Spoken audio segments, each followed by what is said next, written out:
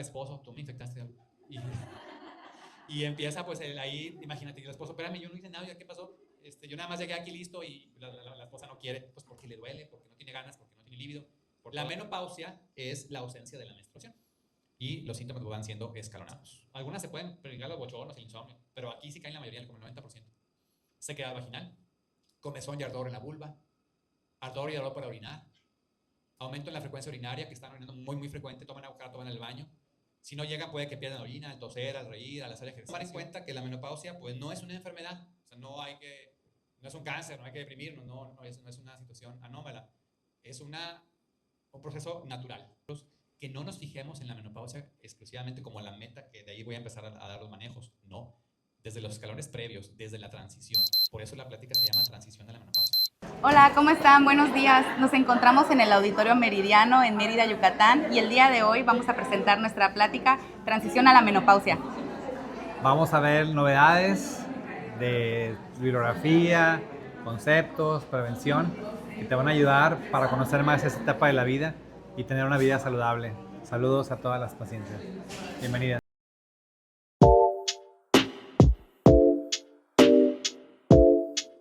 Bien, empezamos oficialmente la plática de hoy. Los ponentes seremos dos.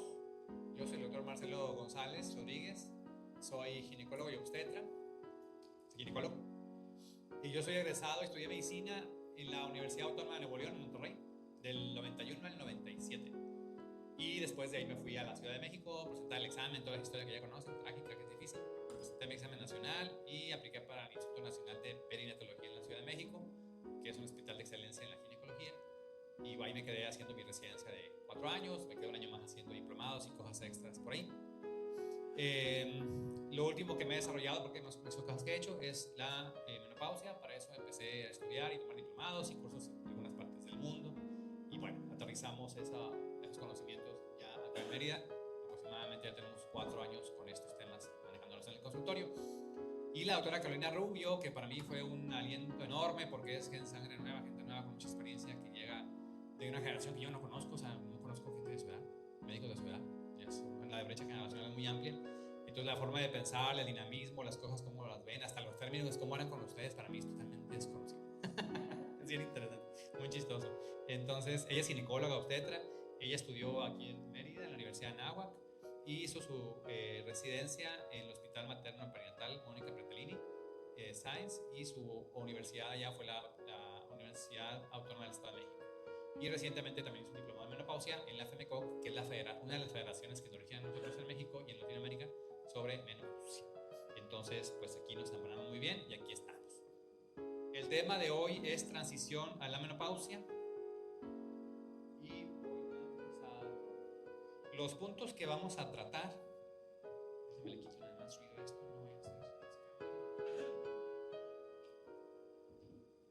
Se va a desarrollar la plática en los siguientes puntos. 1. Introducción para ver los conceptos de menopausia y climaterio. Punto número 2. El origen de la menopausia. 3. ¿Qué es la reserva ovárica y cómo evoluciona a lo largo de los años? 4. Los signos y síntomas que se van presentando. 5. El daño cardiovascular, que diría que es lo más importante de hoy. 6. Diagnóstico, el tratamiento y la ventana de preparación. La ventana de preparación es un término que nosotros ideamos, se nos ocurrió porque ¿cómo le ponemos para que la prensa les quede? Entonces, un día una R de registro patentado. Ese término es nuestro. Entonces vamos al número 1, que son los conceptos. Es tan viejo, los griegos ya saben, son nuestros maestros, nos dejaron legislaciones, nos dejaron tratados de biología, de literatura, de filosofía, etcétera, etcétera, y nos dejaron tratados de medicina. Ellos ya abordaban el tema de la menopausia. Entonces la palabra tiene un origen griego, que es dos términos, mens y pausas. Ellos ya lo describían, incluso la sintomatología. Después llegó la Edad Media, ¿no? Entonces ya se vino todo el oscurantismo y pues toda esa información mucha se perdió. Pero la que siguió en curso con todos sus escritos y sus dictados nos ayudó mucho en la investigación el resto de las eras, ¿no? Los romanos y demás. La menopausia es la ausencia de la menstruación. Un año. un año sin menstruar, entonces ya se presentó. Es un término retrospectivo. Ok, a mí me dio la menopausia a los 49. Okay, dejé de menstruar a los 48 y ya se fue. Un año completo. Ausencia del periodo por 12 meses. Puede ser espontánea, que es lo más común, y el promedio en México es a los 47 años. Se puede extender más o menos hasta los 52. Estos son estudios mexicanos de la doctora Imelda, que es una de nuestras maestras en los diplomados. Este número se estableció en base a la población mexicana. Si la menopausia se presenta entre los 40 o 45 años, se le denomina temprana o precoz. Todavía estamos en los límites ahí fisiológicos. Pero si fue antes de los 40, aquí, entre más temprano la menopausia, más se expone la mujer a lo que vamos a comentar de problemas que van surgiendo. Si es antes de los 40, es una insuficiencia ovárica prematura, y esta es una situación que se presenta en México en el 5% de las mujeres. Y es un problema serio, es un problema de salud, porque estas pacientes se van a exponer en muchos años, en mucho largo tiempo, a problemas que les van a quedar secuelas. Pues una paciente que deja menstruar a los 40 años o antes, tiene uno que tener mucho cuidado con ellas, tiene que ser muy incisivo en el manejo. No la puedes dejar así. Puede ser quirúrgica, siempre y cuando se le quiten los ovarios. ¿Okay? Dejó de menstruar porque le quitaron el útero, ok, se pone la fecha, ¿no? Pero seguramente iba a seguir menstruando. Cada paciente es diferente. Pero que le quiten los ovarios es primordial informarlo. Sí me tocaba en el expediente clínico que después de una o dos consultas, oye, y te quitaron la matriz y te quitaron los ovarios. No, no me los quitaron. Y le hago el ultrasonido. Oye, pues yo no los veo. Sí me los quitaron. Entonces eso cambia completamente el contexto. El que se haya realizado o no la ovarectomía, o pudo haber sido secundaria quimioterapia por algún cáncer en alguna parte del cuerpo y que dañe también las células de los ovarios y pues ya no hay menstruación por un efecto tratamiento oncológico. El climaterio también viene del griego y su fundamento es climater, que quiere decir escalón. Entonces se refiere a los cambios escalonados. Cada mujer, a veces pura inteligencia artificial, y ahora que es bien fácil hacer esas cosas, le dices que te haga una mujer subiendo una escalera. Entonces, cambios escalonados de la función ovárica años antes y después de la menopausia. Vamos a poner que la paciente aquí iba a dejar de menstruar. Bueno, hubo escalones que recorrió antes, deja de menstruar, y otros escalones que recorrió después. Entonces, esos síntomas o manifestaciones que se van escalonando, que se van agregando, se llama climaterio. ¿Okay? Entonces, antes, vamos a poner aquí está la menopausia. Toda la parte previa es la transición a la menopausia. Esta es un término nuevo relativamente, enfocado a que podamos entender ustedes y nosotros que no nos fijemos en la menopausia exclusivamente como la meta, que de ahí voy a empezar a dar los manejos. No, desde los escalones previos, desde la transición. Por eso la plática se llama transición a la menopausia. Y los síntomas van siendo escalonados. De repente, si tienen dudas, me pueden interrumpir. Y esta tabla, que no voy a explicar a detalle porque está muy cargada, ¿de dónde viene el término? Pues de este grupo. Todo esto que estamos comentando viene en base a investigación científica. Son consensos que se hacen a nivel internacional cada cierto tiempo. Se juntan los expertos, dan la información, ven los artículos, toda la información disponible, y se hace una guía. Una guía se puede llevar 1, 2, 3 años en hacer. O sea, no es un TikTok, ay, se me ocurrió, digo algo, no. Esta gente que hizo este consenso, que también participaron investigadores mexicanos, les lleva muchísimo tiempo llegar a un punto. Y aquí ahí se estableció el término. Este es Traumas 10, es un taller que se hizo, donde se definió el término transición a la menopausia, que bueno, por aquí no se ve, pero en esta parte de la tabla, los síntomas y los años en los que se puede presentar. De ahí viene este término. Punto número 2. ¿Cuál es el origen de la menopausia? Bueno, primero tomar en cuenta que la menopausia pues no es una enfermedad. O sea, no es un cáncer, no hay que deprimirnos, no es una situación anómala, es un proceso natural. Entonces, en base a eso, hay que abordarlo. Como toda etapa de envejecimiento, pues nos va creando problemas. Ahí hay una buena prevención que se puede hacer acerca de los cambios que van apareciendo.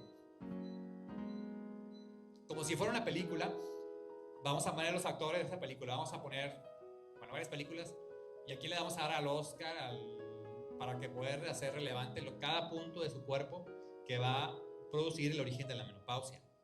Entonces, uno de los actores de los denominados, primero van a ser los ovarios, los folículos que van adentro y que ovulan, esteroides sexuales, esta enzima, el eje hormonal que regula todo el cuerpo, útero, endometrio y los receptores hormonales. Estos 7 puntos son básicos en lo que van a aprender hoy y lo que deben de tener en mente. Puedes llegar a consulta, doctor, quiero que me cheque los receptores hormonales. Ándale, seguro que el médico se desmaya en ese momento. Pues, ¿a dónde fue esta mujer? ¿Quién le dijo eso? Esas cosas. Entonces, los ovarios, número 1. Los ovarios pues están dentro de la pelvis. Aquí los estamos observando en una cirugía laparoscópica. La lente los observa. Aquí está el útero, los ovarios. Lo que quiero que vean aquí es lo complejo en la posición en la que están. Aquí está el útero. Vean la cantidad de vasos que hay por aquí. En el peritoneo, aquí hay arterias, aquí pasa el uretero, acá está el intestino. El ovario recibe sangre del útero, del ligamento ancho, tiene una buena cantidad de vasos comunicantes. Aquí no se alcanza a ver muy bien, pero estos 2 puntitos rojos que están ahí es endometriosis, 2 focos de endometriosis que tiene esta paciente. Y en esta otra laminita, bueno, pues están haciendo una cirugía, van a quitar este útero y con las tijeras especiales se van coagulando cada vaso y se va cortando.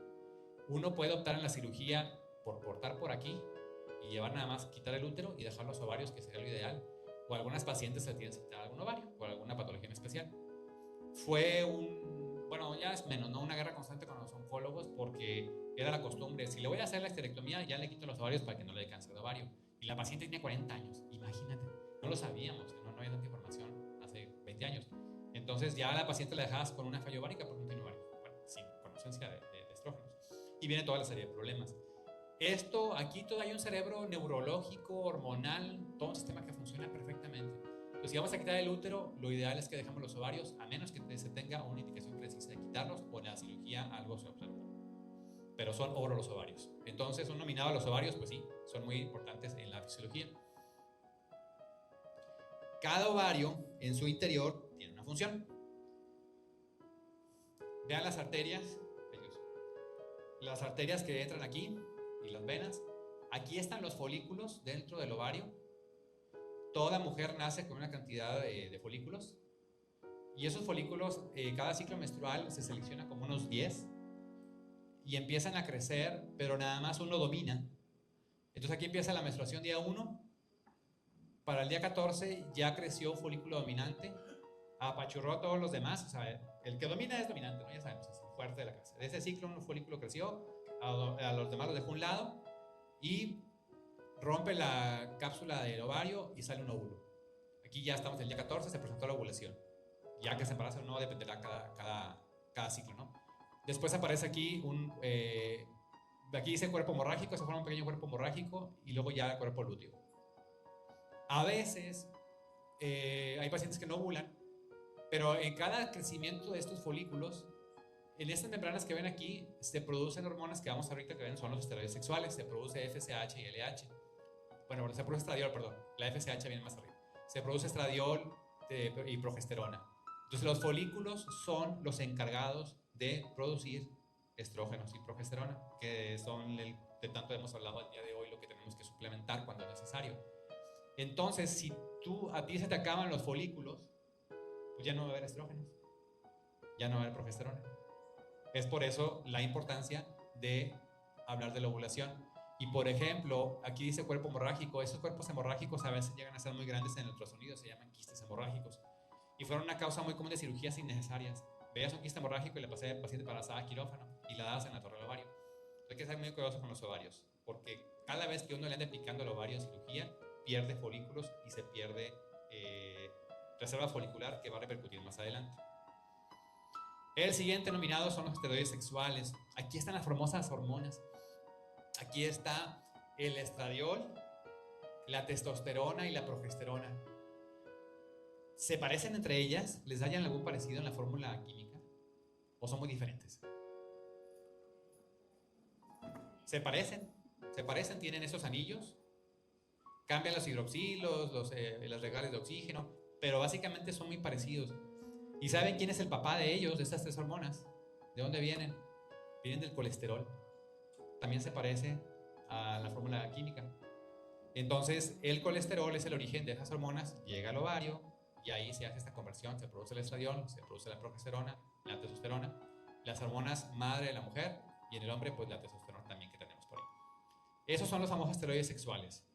Esta estructura química actualmente es la misma que tienen los medicamentos de patente, las terapias hormonales, que vamos a mencionar, hay varios en el mercado, el Enceto, el Ostrogel, el Santrena.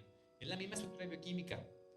Y es la misma estructura bioquímica que vienen las hormonas de las fórmulas magistrales que se mandan a hacer, que son las bioidénticas. Las dos son bioidénticas. Aquí hay una medio intención mercadológica de decirte que si tú usas hormonas naturales que vienen del camote, que son esta estructura química, como son del camote no te van a hacer daño. No es que hagan daño, sí funcionan, pero hay que vigilarlas, igual que las de patente. Entonces todas comparten esa estructura química y se convierten entre ellas. Hay una enzima que las convierte de una u a otra. La conversión de testosterona, primero viene el colesterol. Este se convierte en andrógenos, en testosterona, dentro del ovario y también en la glándula suprarrenal. Y ese se convierte en estrógenos. La enzima aromatasa que está aquí adentro del ovario es la encargada de hacer esos brincos, o sea, la responsable de esta maravilla biológica de que ustedes tengan estrógenos, pero vienen desde acá, es una cadenita. Si yo tengo colesterol en exceso, pues ¿qué va a pasar? Si mi grasa abdominal es muy abundante, pues se va a ver más andrógenos y me va a salir vellito y voy a tener más estrógenos. Y si tengo 6 meses sin menstruar y tengo 25 años, 30 años, pues me puede dar una hiperplasia endometrial o un cáncer de endometrio. Entonces, por eso es que la bioquímica y la fisiología son muy importantes para que ustedes entiendan esos conceptos tan complicados. Y el otro nominado es el eje hipotálamo hipófisis. Aquí en medio de los ojos tenemos, ¿se han leído los libros de Lobsang Rampa, el lama y todo eso? ¿Sí? Bueno, aquí tenemos el tercer ojo. Okay. Entonces, este tercer ojo, que es la hipófisis, pues es un pequeño cerebrito aquí, y ese produce hormonas, sustancias. Produce esto que se llama la hormona folículo estimulante y la hormona utilizante. ¿Saben? De aquí el hipotálamo, llegan al ovario y son para inducir la ovulación. Por esas se miden en el laboratorio. ¿Ustedes se las han medido alguna vez? Si tienen, por ejemplo, fue un embarazo por in vitro, pues te inyectaban FSH, te la inyectaban así en el abdomen a dosis altas para que pudieras ovular. El ovario, una vez que le llega la señal, pues produce estrógenos y progesterona, y esta actúa a nivel del útero y el endometrio para el siguiente embarazo. Entonces este eje es muy muy importante. Se puede alterar, sí, por un prolactinoma, se puede alterar por hipotiroidismo, hay varias patologías que pueden alterar este eje, hipotálamo hipófisis. Y el siguiente nominado es el útero. Aquí están los ovarios, el útero, porque adentro va el endometrio. El endometrio responde de una manera muy importante al estradiol, a los estrógenos, porque aquí van los bebés. Este endometrio va a crecer, aquí va a llegar un embrión y va a empezar a crecer y va a formar un bebé. Entonces no podemos separar los estrógenos de la progesterona. Si una paciente tiene útero y tiene endometrio, no podemos darle solo estrógenos, tenemos también que darle progesterona. Y es algo muy común que he visto en pacientes, sobre todo de Estados Unidos, que les dan su tratamiento con hormonas bioidénticas, les dejan la progesterona en crema, que tiene cierta absorción, pero es muy poca. Entonces el endometrio se empieza a estimular. Y eso va haciendo que se pueda producir una hiperplasia endometrial. O hay quien, por ejemplo, ¿sabes qué? A mí me va súper bien con me dieron esta hormona y se la dan a su amiga. Y a ti te quitaron el útero, a todo dar, pero no, la hormona no tiene progesterona, se la das a tu amiga y ella toma 6 meses, un año la progesterona, los estrógenos, y luego tiene crecimiento del endometrio y ya es una complicación del tratamiento. ¿Okay? Entonces, por eso es tener mucho cuidado cómo se van indicando. Y los receptores hormonales, los receptores son la base de la menopausia, porque es donde aquí está un vaso sanguíneo, aquí va la hormona estradiol, la progesterona, la testosterona, salen de la sangre y actúan en una célula blanco, que ahorita vamos a ver en dónde están. Los receptores son los que ejecutan la función del estradiol, de las hormonas esteroidosexuales. Y si los receptores no se estimulan, pues se van perdiendo. Y entonces la función que tenía ese receptor, pues se va disminuyendo. Punto número 3. Entonces, ¿qué es la disminución de la célula folicular? Si ya dijimos que hay un ovario y que ese ovario adentro tiene folículos y que esos folículos son contados y que son los que producen las hormonas esteroideas, entonces pues vamos a hablar de la reserva folicular. Es una reserva porque se va acabando. Todo depende de los folículos, sí. Todo lo que ustedes van presentando, la transición de la menopausia depende de los folículos, porque se van perdiendo desde que naces adentro de tu mamá hasta que llegas a la menopausia. Nosotros tuvimos la idea de ponerlos como si fueran naranjas. Cada naranja de aquí es un folículo con un óvulo. Entonces aquí se ve un bosque enorme lleno de naranjas, son miles, ¿no? Es cuando una paciente está dentro de la mamá, ese es el bosque enorme de folículos. Cuando ustedes estaban adentro de su mamá, o sea, su mamá tenía 5 meses de embarazo, ustedes adentro de 5 meses ya bien formaditas, ya se les salía la foto en tercera dimensión bien bonita. Entonces, en ese momento, al 5.º mes, ustedes tienen 6 a 7 millones de folículos. Están al tope de la función folicular. Tienen todos los folículos de la vida. Pero, cuando ya nacieron y ya están acá haciendo su apego materno con la lactancia, ya una niña sana, pues la diferencia de tener 6 millones de folículos, en cuanto naces ya tienes 1.2 millones. ¿Okay? Es como un Land Rover que sacaste de la agencia. Y ya se te la saca, ya no, pum, le da el bajón al costo, ¿no? Entonces, te queda se pierde esa cantidad de folículos de una manera muy impresionante. Y ya el bosque es un poquito menos cargado, ¿no? Eso es muy relevante porque estamos hablando de una niña sana, que nació a la semana 39 por parto o por cesárea.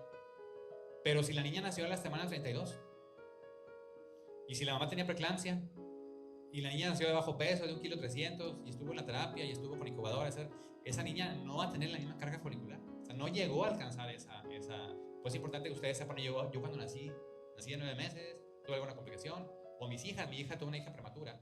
Entonces ya lleva cierta carga de riesgo desde el nacimiento. Ya no llegó a su pool máximo de carga folicular, ya va con un déficit. Cuando llega la belleza de la pubertad, de la adolescencia, cuando los esteroides sexuales se manifiestan, la niñez es muy estable, llega la época de la adolescencia, empieza a funcionar el eje hipotálamo hipófisis, empieza el crecimiento de los senos, empieza la ovulación, empieza la menstruación. En ese momento de la vida tan hermosa, ya tienen 400,000 folículos. ¿Ok? El bosque se ve bonito, ya tiene su canasta de naranjas bien puesta, pero ya son 400,000, ya hubo todavía una pérdida más. Y esto es fisiológico, es natural, no es una enfermedad. Es lo que deben entender para ver por qué estoy cambiando, por qué me pasó esto, por qué me está pasando y lo que viene. Es normal. En la etapa reproductiva, desde la adolescencia hasta que pueden embarazarse, tienen ustedes 400 ovulaciones en todos esos años. Solamente son 400 ovulaciones. O sea, podrían tener 400 hijos. Y en cada ovulación, vean cuántos folículos se pierden. 1,000 folículos por ciclo. En el ultrasonido alcanzamos a ver en cada ovario 6, 7 folículos y uno dominante. Pero la atresia folicular que va antes de escondida ahí en el ovario son estos 1,000 folículos mensuales se van perdiendo. Pues ya le queda su anaquel aquí con 400 naranjas. Y cuando llegamos a los 47 años, que es el promedio en México de la menopausia, pues ¿qué pasó? Se acabó la reserva folicular. ¿Y cuántas naranjas le quedan? Pues ya nada más 2. O una, o se acabaron. Entonces ya se acabaron los folículos. Entonces, si ya no hay folículos, el ovario sigue, pero ya no tiene folículos. Si ya no hay folículos, pues no hay ovulación. Y si no hay ovulación, pues no hay esteroides sexuales. Y si no hay esteroides sexuales, pues ya no hay estradiol, o una cantidad muy pequeña. Y entonces llega la menopausia. Y ya, llegó mágicamente. Entonces vean, para que pase la menopausia, todo lo que hubo detrás, que se fueron perdiendo folículos, eso es el término de la conferencia de hoy, que es la época de la transición. Entramos a los signos y síntomas. Bueno, entonces la pregunta sería, ¿los signos y síntomas son por la disminución de los esteroides sexuales y los efectos que estos producen en los receptores? Sí, porque dijimos, ya no tienen esteroides sexuales, están muy bajos, pero había un receptor que hacía la función. Entonces, como ya no hay esteroides, el receptor ya no funciona, cuando ya no funciona o funciona muy poquito, y aparte se puede perder. Esa pérdida de la función de los receptores es la que produce todos los síntomas que estábamos platicando hace rato. Entonces la respuesta es sí, totalmente. Los receptores son muy importantes por si no tienen estrógenos para que empiecen los signos y síntomas en todo el cuerpo. ¿Y en dónde están los receptores? ¿Por qué son tan importantes? Bueno, fuera que nada más hubiera uno solo. Por ejemplo, ¿qué hormona tenía un solo receptor? Ahorita piensan alguno. ¿En dónde están? En todo el cuerpo. Están en el cerebro. Están en los pulmones, están en el corazón, en la piel, en la mucosa de los ojos. Están en el músculo. Están en el hueso, en las glándulas suprarrenales, en el ovario, en el útero, en la vagina, en los ligamentos que sostienen aquí la pelvis, que luego producen incontinencia. Están en todo el cuerpo. Y los que están a nivel cerebral son los que producen todos los cambios emocionales que ahorita vamos a comentar, incluyendo los bochornos. Por eso es que todos estos receptores van perdiendo una función y van dando un efecto en contra de la paciente. ¿Qué cambios produce entonces la disminución del estradiol? Si están en todos lados, pues a nivel del sistema nervioso central, cabello, piel y mucosas, función sexual, en la zona genital, peso y metabolismo. Vamos a ver uno por uno. Levante la mano de aquí. ¿Quién tiene bochornos? ¿Ok? Sí, pues es la estadística.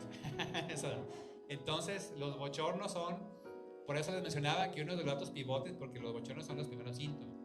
¿Ok? ¿Y qué es un bochorno? Pues un bochorno es un proceso fisiológico en el cual se altera el centro termorregulador del hipotálamo, el tercer ojo que les comentaba. Ahí. Esta zona se pierde su nivel, es como un termómetro que le falseáramos ahí el punto de corte. El cuerpo piensa que tiene temperatura alta, o sea, se dispara a nivel central la temperatura, pero en el cerebro te está engañando, es un engaño. Pero el cuerpo reacciona. Entonces, ¿qué hace? Se vasodilata para perder ese calor. Entonces da la cara roja del cuello, las manos, los brazos, la vasodilatación, la taquicardia, es un reflejo, y luego la sudoración, porque pierdes temperatura y luego viene la sudoración. Entonces, todos esos factores fisiológicos a nivel del cerebro son los bochornos y son exclusivamente por la falta de estradiol. ¿Quién tiene insomnio? Más o menos las mismas, porque los bochornos son un marcador de insomnio. Las que tienen bochornos muy seguramente van a tener insomnio. ¿Vale? ¿Por qué? Porque no puedes dormir bien. En el día estás toda cansada y en la noche te levantas muy temprano, te despiertas frecuentemente por ese cambio en el hipotálamo. Y bueno, pues el esposo, por eso invitamos a los esposos. Porque el esposo, hay uno que me dijo ayer, doctor, ya puse 2 climas en el cuarto. Ya son 2 mini split. Y luego, pero fueron inverter, ¿no? Para que ahorren. No, ya voy a poner paneles solares porque no, mi esposa no puede dormir. Y él pues se va a la sala. Entonces ahí pues ya empiezan las dinámicas, ¿no? Empieza a ver este tipo de problemas, porque es algo real, no es algo que ya estén inventando, es una molestia muy, muy relevante. Mayor cantidad de bochornos también se relaciona a mayor cantidad o probabilidad de depresión y ansiedad en mujeres que incluso nunca la habían tenido. Oye, nunca he tenido, yo no sabía lo que era una depresión y ahora estoy deprimida. ¿Por qué? Pues porque tu cerebro ya tiene esa alteración en la falta de función de los estrógenos en los receptores. Se relaciona a neblina mental, todo se me olvida. Algunas van a llegar al rato, se me olvidó que la conferencia me la pago hoy. O llegas al súper y no sabes dónde dejaste el coche. O tus hijos te empiezan a decir, papá, no soy importante para mamá, para ti, te olvidaste de mi evento, no me tomas importancia. Crean una dinámica en la familia porque se les olvidan las cosas. Y eso, pues es bien, está canijo, a mí también pasa. Es algo muy desesperante que se te empiezan a olvidar. La migraña también se puede presentar, y la fatiga.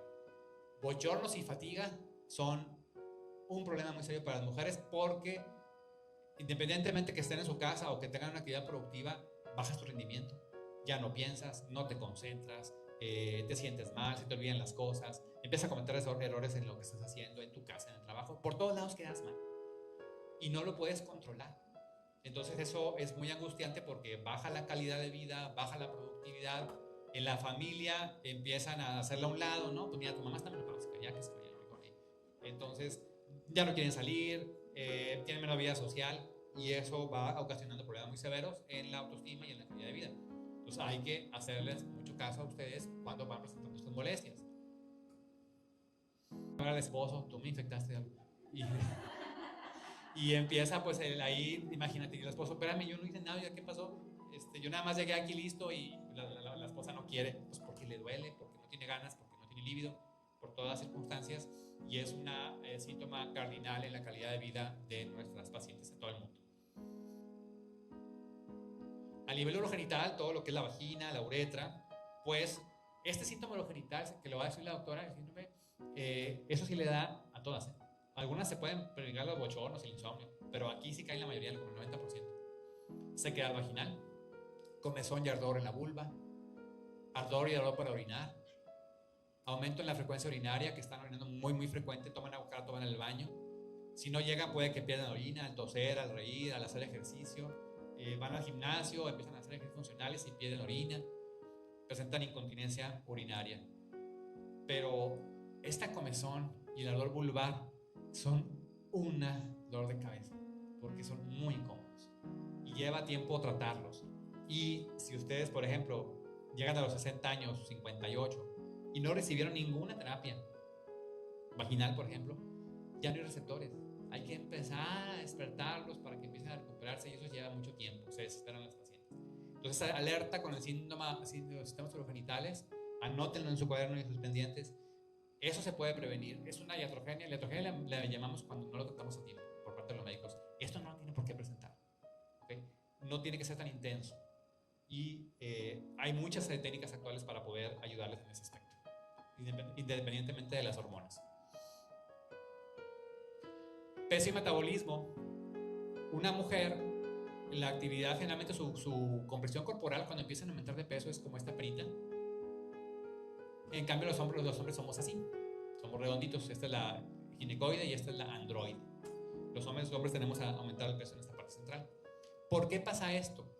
Porque cuando llega a la transición de la menopausia y la menopausia, hay una hormona, que voy a hablar un poco de ella, que es la hormona transportadora de esteroides sexuales. Los esteroides sexuales que dijimos no andan así nada más, tienen su vehículo propio, tienen un vehículo VIP que los transporta por todo el cuerpo. Esa hormona que los transporta disminuye y entonces empiezan a andar de una vez, sobre todo la testosterona libre, que es la que anda por todos lados. Puede ser que en sangre tu testosterona esté bien, pero la libre no se mide, puede estar muy alta, bueno, de hecho se eleva la testosterona libre y la paciente empieza a tener su disposición de grasa androide. Empieza a aumentar su grasa corporal de aquí, de las caderas, del abdomen, en la parte central y en esta parte de los brazos. Se empieza a parecer más a un varón. Y ese problema lo puede asentar una terapia mal indicada, porque si le damos testosterona a esta paciente que está con los cambios, doctor, es que yo no tengo líbido. Te doy testosterona, ponte una inyección o X cosa, un pellet, y empieza, ¡fum! ¿Ok? Porque no la necesita en ese momento. La libido no es nada más testosterona, hay otros factores. Entonces tiene que ser muy cuidadoso cuando vas a empezar algún tratamiento hormonal. Si no, vas a desencadenar otros factores, otros problemas.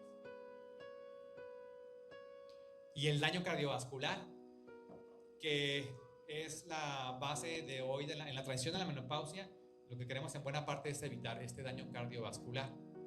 Aquí pongan mucha atención, yo sé que nos vamos cansando poco a poco.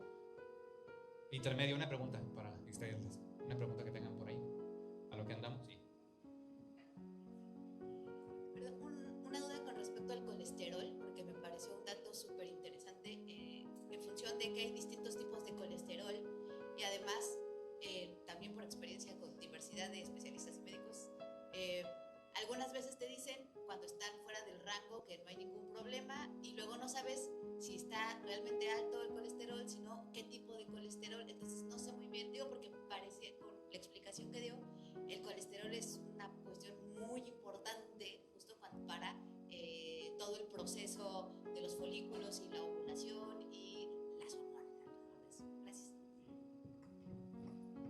El colesterol malo es si traen algún laboratorio por ahí a la mano, saquen su teléfono y empiecen a ver cuál es el malo. El colesterol malo es el LDL. El colesterol LDL es el malo, le llamamos. Junto con los triglicéridos, el colesterol bueno en general es el HDL, el de alta densidad. El colesterol tiene su proceso fisiológico, dijimos, es la base para formar los esteroides sexuales, a él le debemos las hormonas, pero conforme va disminuyendo el nivel de estradiol, desde los 40 años, 42, 43, 45, el colesterol empieza a subir. Y el colesterol LDL empieza a subir. Así como va bajando el estradiol, empieza a subir el colesterol LDL. Y es muy común, le puedo decir que todos los días pasa lo mismo, que las pacientes van a consulta. Es que yo nunca había tenido elevado el colesterol, doctor. Ahora mire cómo lo tengo. Y luego le enseñas el LDL y tú le dices, híjole, sale bien alto. Y no, la paciente más estrés. Entonces, ¿por qué? Por la falta de estradiol fisiológico que va disminuyendo. Entonces, llegando a la menopausia y sobre todo después de la menopausia, se eleva más. Y ahí, por eso es esta serie de diapositivas que les puse, porque esto va causando un daño cardiovascular. acuerdo? Entonces es importantísimo mantener nuestros niveles y estar atentos a la transición de la menopausia, a la ventana de preparación de los 40 a 50 años, que es el tema de hoy, para no llegar a esto. Aquí haremos una ceremonia, un reconocimiento. Toda esta información que les estamos dando, pues no surgió de la nada, surgió de un esfuerzo enorme de científicos y sobre todo de pacientes en todo el mundo.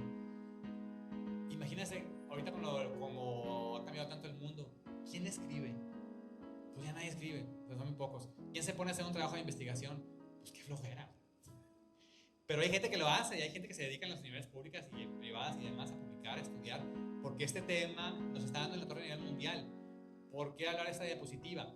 Porque el número de pacientes que se mueren de problemas cardiovasculares es altísimo comparado con el riesgo de cáncer de mama. De todas las que están aquí, incluyéndome a mí, la mayoría nos vamos a morir de problemas cardiovasculares, de un infarto, de una embolia, de una hipertensión, de una diabetes, por los problemas que produce la baja de estradiol. El cáncer de mama es una situación obviamente muy grave, pero está muy por arriba los problemas cardiovasculares. Entonces, si yo les dijera, no usen terapia hormonal ni la pelen porque les va a dar cáncer de mama, ¿qué va a pasar? Ustedes se van a exponer a todos los problemas cardiovasculares. Entonces, es por eso que tiene su lugar y tiene su indicación la terapia. Bueno, entonces, en cuanto a los protocolos, esos que ven aquí, el KEPS, este nos ayudó mucho a ver la ventana de oportunidad junto con el SWAN, el famoso UHI que nos indicó que después de los 60 años no era bueno darla, pero sí antes, tiene su ventana de riesgo. El estudio ELITE. Imagínense que el día de hoy les dijera yo, vamos a separar en dos grupos, de aquí para acá. A todas les vamos a dar consultas gratis, laboratorios, consulta con el ginecólogo o ginecóloga por 10 años, por 15 años. Todo, resonancias, mamografías, todo lo que ustedes quieran. Pero de la mitad de aquí le vamos a dar estradiol y progesterona o terapia hormonal. Y las de acá les vamos a dar placebo. ¿Le entrarían al estudio? Bueno, no sabes qué te va a tocar, placebo o estradiol, no lo sabes. Y pasaron los 15 años al final del estudio, y entonces de este lado, pues ya tenemos las autopsias de los pacientes que se fallecieron por problemas cardiovasculares y demás. Y de este lado tenemos que acá están bien felices y ya están viviendo, no tienen demencia ni nada, están súper bien. Entonces, ¿qué pasó? ¿Les servía o no la terapia? Pues después de varios años, ¿sabes qué? Se la saca el consenso, la terapia hormonal tiene una protección cardiovascular. Pues muchas gracias, las de acá no lo sabían, pero así es la ciencia. La ciencia se basa en estudios estadísticos, en controles, en consensos. Son estudios que un comité de bioética los autoriza. Si cumplen los criterios internacionales se hace, si no, no. Por eso la ciencia avanza lento, avanza con pasos que van siendo muy sólidos. Y esta información se la demos a todas las pacientes que participaron en estos estudios y que ahora ustedes pueden tener ese beneficio. Ya no tienen que pasar por esta ventana. ¿Okay? Ya la información está. Así que un aplauso a las pioneras que participaron en estos estudios. Muchas ya fallecieron. De hecho, en realidad se tienen las autopsias de los problemas que tuvieron cardiovasculares. Y este estudio de acá abajo, que fue muy estigmatizado en un tiempo, también nos dio buena información. También nos dio información que no se pudo interpretar bien en el momento y nos llevó a problemas cuando comentábamos hace rato, que se dejó de usar la terapia por algunos resultados que tenía, que después se vio cómo ubicarlo, ¿no? Cómo solventar esta situación. Entonces es por eso que las menciono y menciono esos protocolos. Para que un medicamento llegue actualmente al mercado de patente, tiene que pasar por todo un proceso de revisión de efectos secundarios de problemas, así como las vacunas de COVID, para poder llegar al mercado. Al final, la patente se pierde o se libera y otra empresa puede hacer el mismo medicamento, que son los genéricos. Entonces, así funciona la dinámica con los medicamentos. Bien. Esta diapositiva, vean aquí, esta es una arteria. Esta es la sangre que va circulando. Este es el vaso sanguíneo visto así a la mitad. La pared que lo protege. La capa del medio, la media, y acá están las adventicias. Son tres capas: íntima, media y adventicia. Y esta es la sangre que va circulando en una arteria. Un efecto de la transición de la menopausia, cuando el estradiol disminuye, es que estas células que son las células de defensa, los macrófagos, los leucocitos, empieza a haber una serie de cambios bioquímicos aquí que hacen que esas células penetren el epitelio. El epitelio pierde adherencia y estas células entran para acá, cuando no deberían estar ahí, en cierta cantidad. Estos macrófagos, el LDL, el colesterol malo que entra en la sangre, se lo comen y lo depositan acá adentro, porque no lo pueden eliminar. El colesterol estaba alto, andaba en el macrófago, y este no debe andar aquí en la sangre. Se comió el colesterol LDL y luego migró y se metió al vaso sanguíneo y se deposita aquí. Y entonces crece lleno de cosas, un macrófago obeso que se le llama célula espumosa y hace que se separe esta capa del epitelio en la arteria, se empieza a engrosar, daña la superficie del endotelio y se empiezan a pegar las plaquetas. ¿Y eso cómo se llama? Aterosclerosis. Se forma una placa de colesterol en la arteria y empieza a engrosar, empieza a tapar el vaso, como las tuberías que tenemos acá que tienen mucho sarro, y luego anda la regadera ahí picándole para que salga más rápido el agua. Pero acá le podemos picar. Este fenómeno se produce, este daño endotelial se produce por la baja de estradiol, entre otros factores. ¿Por qué se sabe que los estrógenos son cardioprotectores? Pues simplemente por evolución. O sea, ¿por qué se mueren más los hombres de infarto que las mujeres en los primeros 40 años de vida? Porque las mujeres tienen estrógeno, las protegen, son cardioprotectores. Y esta es la función que tiene el estradiol, sobre todo esa serie de moléculas. Al bajar, pues pierde esa efectividad. En esta otra diapositiva es algo muy similar. Vean cómo entra la célula de defensa. Aquí está el colesterol malo. La célula se come el colesterol, se llena de colesterol, se forma el ateroma con placa aquí bacteriana, infecciones y demás. Se engrosa el epitelio y empieza a fluir el vaso por las famosas células espumosas. Hay una forma de estudiarlo, lo hacemos con un estudio que se llama Doppler de la íntima media carótida. Doppler de la íntima. Ese es el Doppler. Se hace un ultrasonido aquí a nivel de las carótidas. ¿Okay? Afortunadamente es muy accesible, lo tiene que hacer un radiólogo o un angiólogo. Ya se hace en Mérida, en la mayoría de los centros radiológicos, con los médicos que ven Doppler. Y ellos miden eso. Esta arteria, por ejemplo, es la mía. Vean qué bonita mi arteria. Está permeable, mi carótida. Y esta es una paciente, una amiga mía, que tiene un ateroma, tiene un ateroma aquí. Una placa que ya está invadiendo la luz de la arteria. Son 0.5 milímetros lo que debe tener esa de grosor la íntima para que se considere menos de 0.5 normal. Cuando se empieza a engrosar, si se engrosa la íntima, ¿qué quiere decir? Que se está presentando esta situación. Entonces se puede medir por ultrasonido. Ahora, ¿que eso nos va a pasar? Pues sí, vamos a tener una placa de ateroma. Nosotros lo tomamos como relevante porque nos puede servir como un marcador.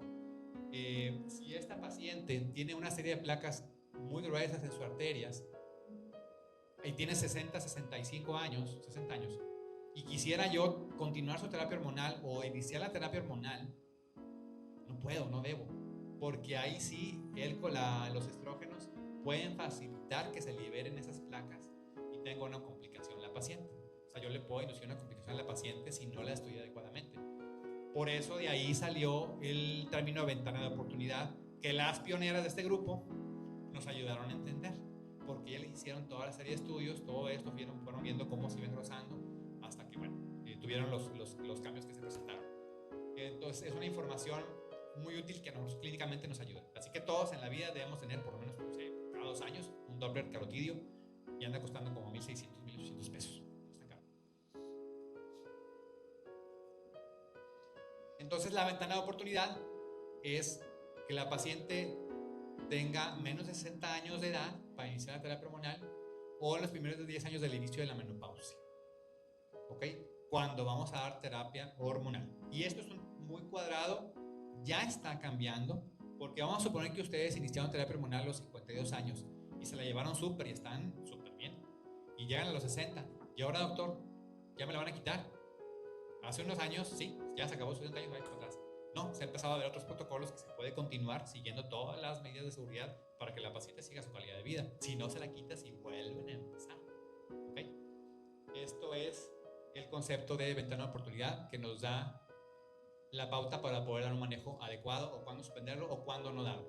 Vamos a suponer que tengo una paciente de 55 años, está con todos los síntomas bien presentes, pero es hipertensa, es diabética, ya tuvo un stent, tienes obesidad, tienes sudor carótido lleno de placas, pues no se lo puedo decir. No puedo.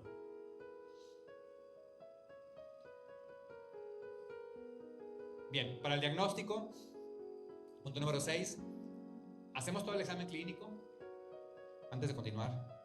Está por ahí. Inquietud, sí.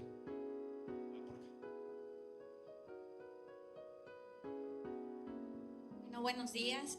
También agradecer, ¿no?, este espacio. Sobre todo, siempre me ha gustado estos espacios para compartir entre mujeres. Mi comentario más va hacia los síntomas que usted mencionaba, de fatiga, que sí la tengo bastante, pero lo que me preocupa más son los intensos dolores de cabeza. O sea, puede pasar 2 días completamente, que eso es por el hecho que estoy acá. Yo realmente hace 5 años empecé a leer papers, ¿okay?, porque sí me preocupaba realmente los síntomas de la menopausia. Tengo una tía que murió de cáncer de mama, entonces esa era mi preocupación, ¿no?, de que estuvo muy maltratada. Entonces la preocupación mía es esos intensos dolores de cabeza que ni siquiera con ninguna pastilla, o sea, ni con café, o sea, 2 días consecutivos. O sea, es preocupante, ¿no?, que me imposibilitan a veces hasta manejar.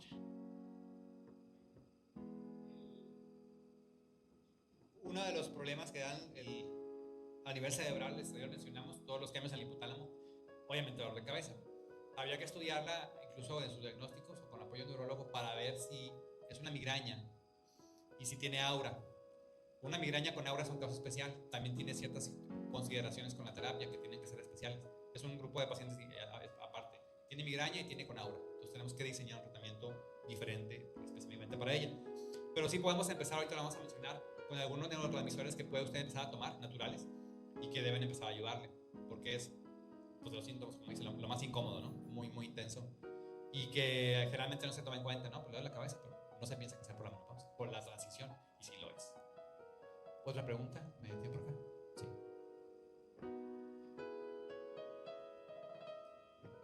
Hola, ¿qué tal? Buenos días. Una preguntita. Una vez que una empieza con el tratamiento de reemplazo hormonal, ¿es para el resto de tu vida? La respuesta sería por lo menos hasta los 60 años. Y ya después se valoraría si se va bajando la dosis, cómo la va respondiendo y si se continúa. Depende de todo el contexto clínico. Pero por al menos que la tuviera por 5 años. En 5 años ya tiene una muy buena evolución en haber ayudado a evitar las placas y a tener ayuda en menos disminución de la masa ósea, de la masa muscular, etc. Pues, por lo menos 5 años, y cada año se evalúa. Y si llega a los 60, tengo pacientes de 70, 80 años con terapia hormonal, ¿okay?, vigiladas y sin problemas. Bueno, entonces, la consulta debe ser con un especialista, pues ¿cuál? Puede ser un endocrinólogo, puede ser tu ginecólogo, tu ginecóloga, de preferencia, pues sí, que ya tenga educación en menopausia, porque no todos la tienen o la presentan. Incluso puede ser un médico general que le sepa el tema, puede ser un médico familiar. Pues hay una gran cantidad de médicos que podemos intervenir en esto. Es multidisciplinaria, interviene medicina interna, cardiología, angiología, depende de cada caso. Se llena un cuestionario con todos los síntomas. ¿Por qué? Porque ustedes saben que lo que no se mide no se evalúa. O sea, si yo lo escucho así al azar y no doy un puntaje, no sé hacia dónde orientar más la terapia o la ansiedad de la paciente. Y aparte no puedo evaluar y no puedo hacer metas específicas para seguir resultados. Entonces se va evaluando periódicamente la paciente con sus cuestionarios respectivos, que hay una buena cantidad de ellos. Esta escala es la MRS, de las más importantes. Está cargada, pero vamos a ver aquí. Dice, número 1. A ver, apaga ese. Apaga el micrófono. Número 1. Bochornos, sudoraciones y calores. Ya vimos que como el 10%, 15% lo están presentando. Molestias al corazón, latidos del corazón, palpitaciones y opresión en el pecho. ¿Es síntoma de la transición? Molestias musculares y articulares, dolor de huesos y articulaciones y dolores reumáticos.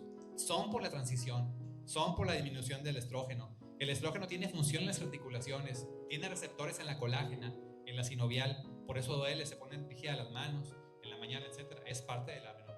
transición y la menopausia. Dificultades en el sueño, insomnio y duerme poco. Estado de ánimo depresivo, se siente deprimida, decaída, triste, a punto de llorar y sin ganas de vivir. Aquí hay pacientes que se ponen a llorar en el consultorio. Marcan con su X y empieza el llanto. No lo pueden evitar. Irritabilidad, de sentirse tensa, explota fácil, sentirse rabiosa, intolerante. Ansiedad, sentirse angustiada, temerosa, inquieta, tendencia al pánico. Cansancio físico y mental, rinde menos, se cansa fácil, olvidos frecuentes, mala memoria y le cuesta concentrarse. Aquí faltan más síntomas, pero son de los más comunes. Problemas sexuales, menos ganas de tener sexo, menor frecuencia de relaciones sexuales y menor satisfacción sexual. Problemas con la orina más veces, urgencia urinaria y se le escapa la orina.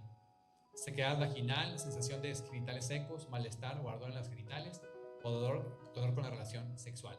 Y bueno, aquí falta el dolor de cabeza, que también viene en otras escalas. Hay una escala exclusivamente para los bochornos, que también va de intensidad, de salud sexual. Hay una serie de escalas que usamos. Esta es la más general.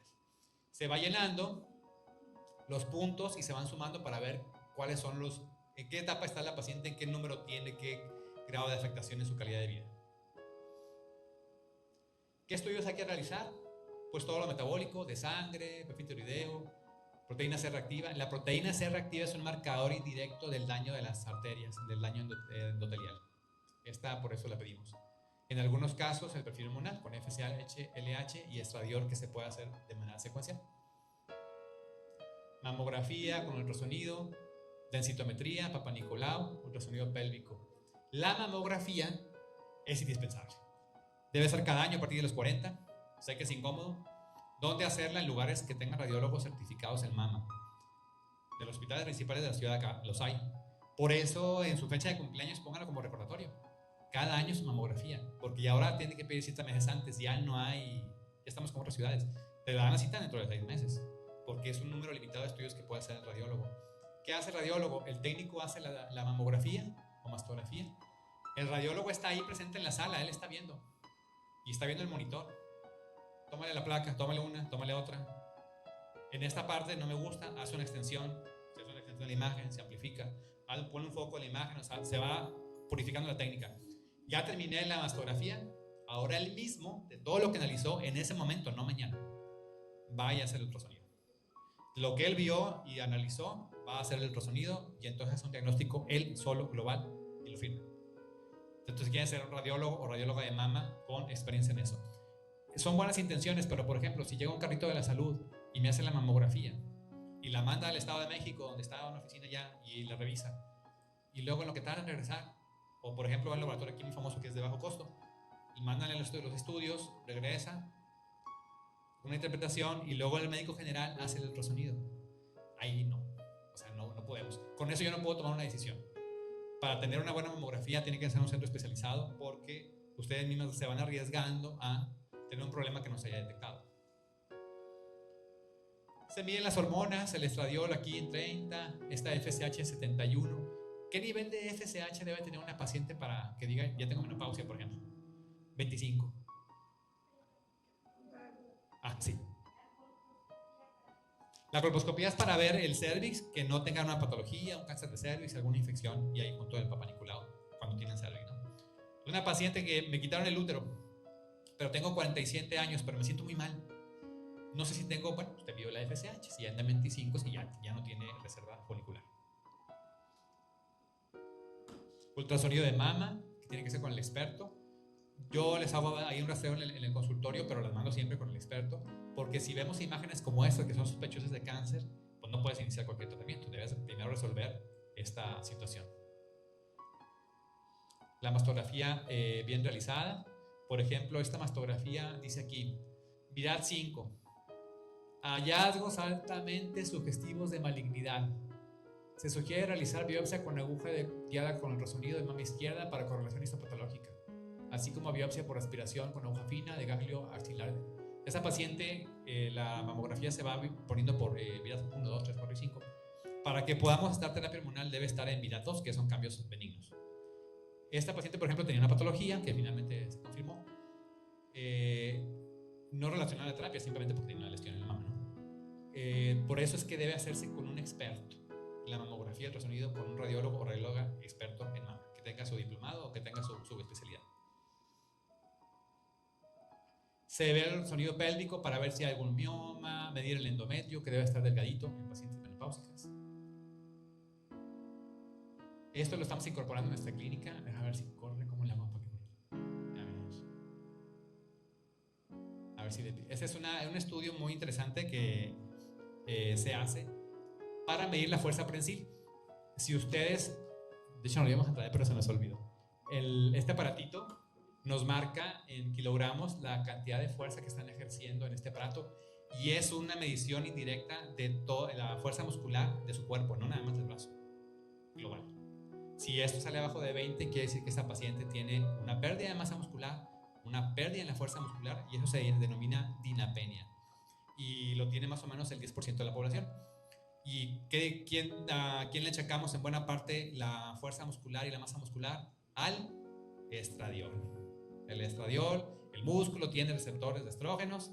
Al bajar el estradiol, el músculo se empieza a perder, se va llenando de grasa, pierde masa y pierde fuerza. Por eso es importante, obviamente con el ejercicio, mantenerlo, y con la alimentación. Pues ahorita nomás la tenemos nosotros. Ya se la hicimos, ¿no? ¿No? Ya vieron, la pasamos platicando en la consulta y no le he hecho la prueba. Ahorita va y se la hacemos. Ahí lo tenemos el aparatito. Son cosas que incluimos en la consulta. Ahí no corre la siguiente. Ahí está, mira. Aprietan fuerte. Ahí esta paciente tenía 25 kilos de fuerza en la mano. Para poder asegurarnos y poder medir y poder ver riesgos, porque ustedes pueden decir, doctora, es que no quiero iniciar la terapia porque me va a dar cáncer. Hay escalas de evaluación. Hacemos la escala de evaluación para cáncer de mama, vemos el grado de riesgo cardiovascular, el grado de riesgo para tener problemas óseos, osteoporosis, la medición de cintura cadera. Todo esto hay que hacerlo para poder avanzar y tener un diagnóstico y ver qué les vamos a ofrecer. No es nada más dar el medicamento por ofrecerlo. Hay que categorizar los riesgos. Y para el tratamiento, vamos a cambiar de voz. Va la doctora Caro. Bueno, pues vamos a continuar. Yo sé que es mucha información, pero espero que haya despejado sus dudas y ahora tengamos un entendimiento más sólido, más global de por qué y cómo es que se dan estos cambios. Y pues bueno, hablando del tratamiento, pues primero que todo, pues que sea por un médico que sí sepa tratar menopausia, que sí le sepa las hormonas, que tenga siempre conocimientos actualizados, que esté en constante estudio, investigando, y que tenga un gran arsenal de tratamientos y opciones para cualquier paciente, darle el mejor tratamiento que la paciente necesita de forma individualizada. Entonces, como estábamos hablando, gracias a todas las pioneras y todos los estudios y toda la gente que se dedica a la investigación, se han concretado actualmente 4 indicaciones precisas para dar la terapia hormonal de la menopausia. Y esas 4 indicaciones es, número 1, los bochornos, o sea, los síntomas vasomotores. Si la paciente tiene bochornos y síntomas vasomotores, siempre y cuando esté en la ventana de oportunidad que quedamos, que son menos de 60 años y menos de 10 años desde el inicio de la menopausia, se le da tratamiento. De igual forma, para el síndrome genitourinario de la menopausia, del cual voy a hablar más adelante, que es toda esta parte que engloba las molestias urinarias, las molestias vaginales y la molestia sexual, también es una indicación precisa para dar terapia hormonal de la menopausia. De igual forma, para tratar la osteopenia y prevenir la osteoporosis, los estrógenos, como ya hemos mencionado, también son muy importantes en el hueso. Ellos ayudan a que se forme hueso y mantenga a raya a los encargados de destruir el hueso para mantener una salud ósea, y todo esto se mide en la densitometría. También es una indicación puntual de la terapia hormonal de la menopausia. Y como ya habíamos mencionado, la insuficiencia ovárica prematura, que es cuando una mujer menos de 40 años empieza con datos de la menopausia porque dejan de funcionar sus ovarios antes de los 40 años, o por ejemplo esas pacientitas que les hicieron una cirugía y les quitaron los ovarios antes de los 40, también se tiene que dar terapia hormonal de reemplazo. Entonces vamos a empezar a hablar de los tratamientos. Tenemos, como ya mencionamos, los estrógenos. Y pues hay que mencionar lo que son las hormonas bioidénticas. Como ya vimos en las diapositivas pasadas, ya vimos la estructura química de las hormonas y que todas son derivadas del colesterol. Entonces, ¿qué es una hormona bioidéntica? Así como los ovarios producen estas hormonas con su composición química, básicamente cuando tus ovarios dejan de funcionar y dejan de producir hormonas, entonces nosotros en el laboratorio creamos estas mismas hormonas que son producidas por tus ovarios, pero de forma externa en el laboratorio, que tienen la misma forma química que las que producen tus ovarios, y por eso se llaman bioidénticas, o sea, iguales a las que tu ovario de tu cuerpo produce, solamente que son hechas en laboratorio. Entonces, las hormonas bioidénticas pueden venir de dos formas: de laboratorios de patente, que son aquellas, Lenceto, Estrogel, etcétera, que vamos a revisar, y son de patente porque ellos invirtieron tiempo, dinero, esfuerzo en hacer y correr estudios para demostrar que su fórmula, o sea, que su medicamento es seguro y puede ser, ya saben, todo lo que lleva un medicamento, desde pruebas en animales y luego pruebas ya en humanos, hasta que se autoricen. Los de patente traen todos los estudios. Y las fórmulas magistrales, que también son bioidénticas, o sea, son iguales a las que tu ovario produce, pero que se mandan a hacer. Son más personalizadas, por así decirlo, como las fórmulas, como los medicamentos que hacen los dermatólogos y las cremas y que les calculan y les ponen cuántos gramos y así. Igual con las hormonas, estas no tienen, o sea, como son bioidénticas, pues se agarran de los estudios de las de patente, pero son las mismas hormonas, porque son bioidénticas, las mismas hormonas que tu ovario produce, solamente que se mandan a hacer, por así decirlo. Dentro de las hormonas bioidénticas de patente, pues tenemos el Lenceto. A lo largo de todos los estudios, pues se ha visto que los estrógenos hay diferentes vías de administración. Hay orales, inyectadas, pero la más segura es la transdérmica. Esta, como pueden ver, tiene esa como boquita, como esa parte redondita. Es como una cornetita. Y aquí está como el botoncito para activarla. Entonces, aquí tenemos.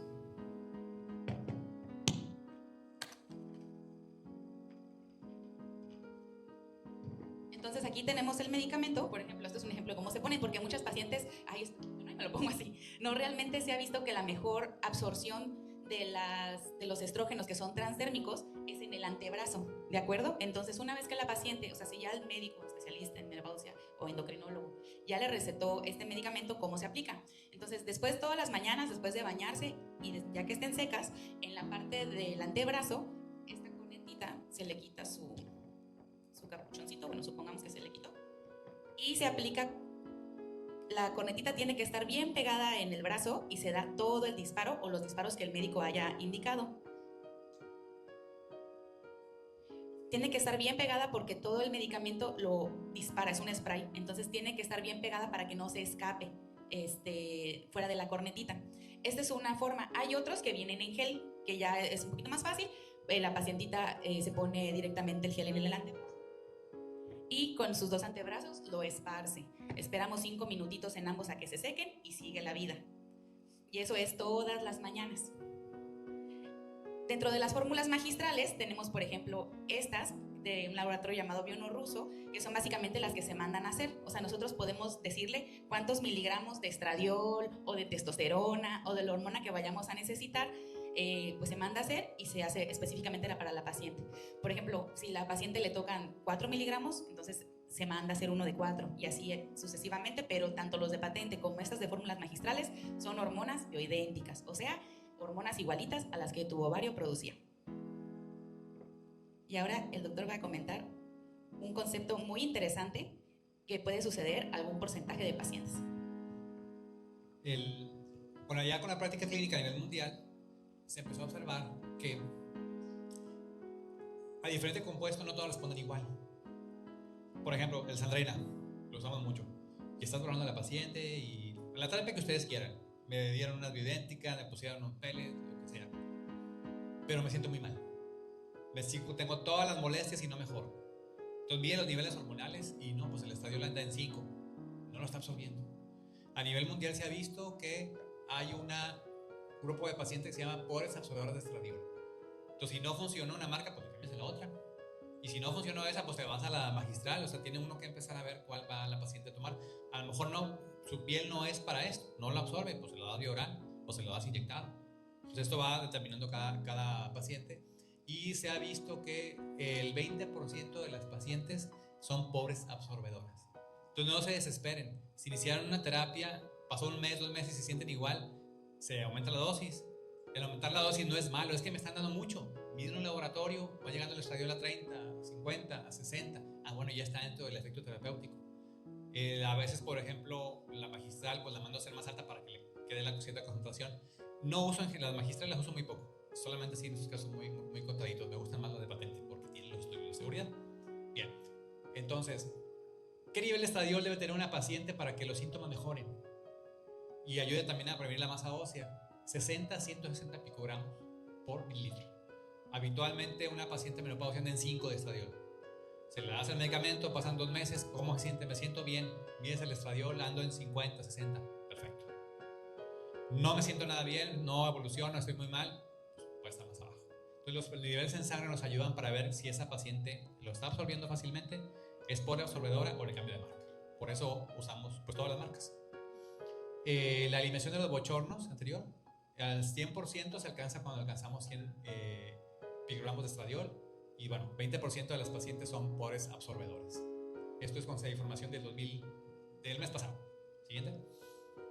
Y por ejemplo, aquí ven a esta paciente que cómo se mide el estradiol, pues en esas unidades, toman sangre y listo. No es tan fácil medir el estradiol, debe ser un laboratorio automatizado con todos los equipos y de preferencia el mismo. No es la misma medición en saliva. O sea, este estudio vale 150 pesos contra 10,000 que vale una de saliva. Pues no vas a hacer gastar a la paciente cosas que no se necesita. Siguiente. Bueno, continuando con el tratamiento, es muy importante siempre, pues como ya dijimos, la historia clínica. O sea, tenemos a nuestra paciente, no hay recetas de cocina, no hay terapia universal, entonces siempre es, hoy estoy viendo a María, mañana es Laura, luego veo a Cristina, o sea, siempre individualizando a la paciente. Porque si la paciente, como ya habíamos dicho, como en nuestro algoritmo mental tenemos que pensar, ¿la paciente tiene útero o la paciente ya no tiene útero? Primero que todo, pues como dijimos, no tiene que estar en ventana de oportunidad. Menos de 60 años, menos de 10 años de menopausia. Después, obviamente, que si la paciente desea o no la terapia. Y pues ahora sí, ¿tiene útero o no tiene útero? Si no tiene útero, solamente puede ocupar los estrógenos vía transdérmica, porque la progesterona, si en caso de la paciente que sí tiene útero, lo que hace la progesterona es proteger el endometrio, que el endometrio es la parte más interna, como ya habíamos visto, del útero. Es aquella capa que es la que crece, la que hace que los estrógenos la estimulan, crece, bueno, por ejemplo, cuando estamos en la vida fértil, y si no hubo ovulación y no hubo un embarazo, todo eso que creció es lo que sale en la menstruación. Entonces, si la paciente tiene útero y solamente damos estrógenos, vamos a estimular al endometrio y va a crecer, crecer, crecer, crecer. Y si no tiene progesterona, no hay nadie que le pare, no hay esa protección endometrial. Y entonces, si una paciente tiene útero y solamente se le dan estrógenos sin progesterona, el endometrio crecerá y puede dar hiperplasia endometrial que puede desencadenar hasta inclusive un cáncer endometrial. Entonces siempre es muy importante, justo como decía el doctor, no tanto que lo que me dijo mi amiga y me lo recomendaron y me lo pongo, porque pues es muy importante saber a cada quien qué le toca para que todo esto sea seguro y pues de resultados. Entonces, en conclusión, las que tienen útero les tocan las dos, y es el transdérmico, o sea, los estrógenos que van en el antebrazo todas las mañanas, y la progesterona, que es de 100 miligramos, una tabletita en la noche. La progesterona igual va a ayudar a las pacientes porque ayuda igual en el insomnio, en la concentración y a descansar, a dormir mejor. Por eso se da 1 hora antes de dormir en las noches. Ahora, ¿qué pasa? Hay muchas pacientitas que están con estrógenos y progesteronas y de repente tienen un sangrado. ¿Puedo tener un sangrado menstrual no programado con la terapia de la menopausia? Pues sí puede suceder, porque al final del día estamos estimulando el endometrio en dado caso que tengas útero, y puede haber un manchadito que son spot, que es así manchado, spotting, y también hay que evaluarlo. No hay que confiarnos de que es por la terapia hormonal que le estamos dando. Realmente hay que estudiar. Todo sangrado en la menopausia debe ser estudiado y hay que ver todas las causas, si es un pólipo, si es un mioma, si es adenomiosis. Hay toda una serie, otro protocolo para estudiar el sangrado uterino anormal, y para eso igual pues podemos ver que del 4 al 11% puede presentar un sangrado ya en la posmenopausia. En los primeros 4 meses de la terapia hormonal, la probabilidad de presentarlo es del 20 al 25%, y al año de terapia al 9%. Entonces, sí, la terapia puede dar algún manchadito porque estamos estimulando el endometrio, sí, pero tenemos que descartar todas las demás causas, no podemos confiarnos. Y aquí en la imagen estamos viendo una histeroscopía, que es meter una camarita y ver el útero por adentro, y eso que ven, esa bolita, es un pólipo, y esa puede ser uno de los motivos del sangrado. Ahora, en cuanto al sistema nervioso central, pues no todos, las hormonas tienen mucho que ver, pero hay que recordar, como ya habíamos dicho, que en el cerebro tenemos el centro termorregulador. Existen unas células, unas neuronas que se les denomina CANDI, y estas son las neurosininas, y estas son las encargadas de regular la temperatura, y también existen tratamientos que ayudan a que ese termómetro funcione de buena manera. Entonces tenemos otras sustancias como por ejemplo la serotonina, el GABA, las endorfinas, y estas las podemos producir de diferentes formas. Por ejemplo, haciendo ejercicio liberamos endorfinas, nos sentimos bien, pero a veces igual podemos irnos al otro extremo en donde comer nos da placer. Y digo a todos, ¿verdad? Comer es delicioso y es uno de los placeres de la vida, pero no se nos puede pasar la mano. De otras formas de tener serotonina y endorfinas es la meditación, el yoga, y hay otras formas en las que podemos igual hacer uso para sentirnos bien integralmente. Y también existen medicamentos que traen justamente estas sustancias que van a activar y van a incidir en este centro termorregulador a nivel cerebral para poder controlar los bochornos, el insomnio, la fatiga, y uno de estos es el serotonin nocta. Bueno, más adelantito vamos a conocer estos productos, pero es una alternativa no hormonal para incidir en este centro termorregulador y mejorar algunos síntomas de la menopausia, como ya mencioné, más que nada bochornos, insomnio, fatiga. Y pues a las pacientitas les va muy bien. ¿Y qué pasa con las pacientes? Mencionar en el caso del serotonin, en todos estos años que tengo con el tema, fue lo mejor que vi, lo que es lo mejor que he visto en terapéutica no hormonal. Generalmente lo empezamos de inicio o combinado con la terapia hormonal, porque les ayuda con el dolor de cabeza, el insomnio, los bochornos, todos los síntomas que vimos en la tabla, les ayuda, y es un medicamento de cuestión natural que rescata a la paciente para que se sienta mejor. Y sí hay muy buen resultado con él. Eso es mi estándar de oro, es el que más ocupo. ¿De acuerdo? No, natural tiene GABA, triptófano, y obviamente es español, que los españoles van muy avanzados en la menopausia, y le agregaron vitamina D, zinc, todo lo que anda uno buscando por suplementos, la melatonina, todo se lo pusieron, sobre todo el triptófano y el GABA, para que los cambios cerebrales que hemos visto en las diapositivas empiecen a revertir sin terapia estrogénica. ¿Mande? No, para nada. Es totalmente natural. Se toma por la noche. Ya para irnos un poquito más rápido, ¿qué pasa con las pacientitas que no pueden tomar hormonas? Como por ejemplo las sobrevivientes de cáncer de mama.